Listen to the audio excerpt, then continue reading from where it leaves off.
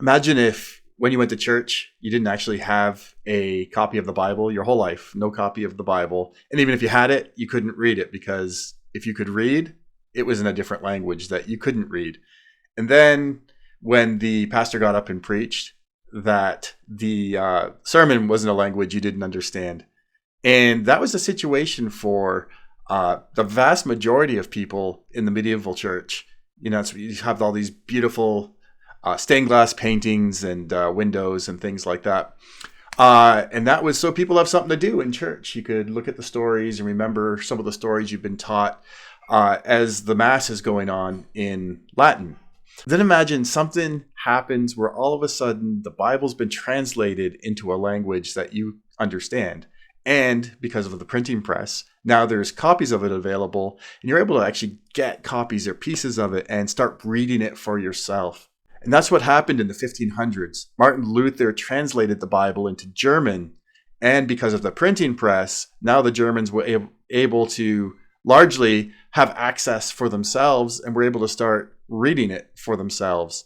And that generated a lot of questions, started causing some issues and problems as people started interpreting things just with their limited knowledge, how they thought they should be.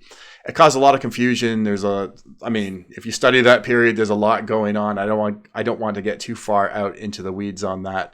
But the point being that one thing that came out of that period of time as it was a method of teaching the Bible and teaching what the Bible contains, and that's something called a catechism. People are fond of asking this question: what's more important, a great answer or a great question? And typically we're leading towards, hey, yeah, obviously it's a great question, right? You need to have the right questions in order to have great answers. But that's what a catechism is. It's in a question and answer format. We have FAQs today. Who says FAQ? Who says FAQ? I don't know. I say FAQ. Now that I'm saying it out loud in the video, it sounds a little weird. But they're question and answer formats because it gives you the question and then it gives you the answer as well. And that's what a catechism is it's trying to help us understand the content of the Bible. It's giving us guardrails, and it's asking great questions and giving great answers as well. One of these question and answer documents that I really, really, really love is called the Heidelberg Catechism. Heidelberg is just the city in Germany where it was written, and it's a question and answer format. So it is called a catechism, and it's meant to teach us what is in the Bible in kind of a broad frame. I actually really like it because the original has scripture references with each question and answer as well. And the focus of it is really cool. It's on, and I don't want to get too far ahead of myself, but it focuses on man's misery, but then reveals the comfort of the gospel. Spoiler alert.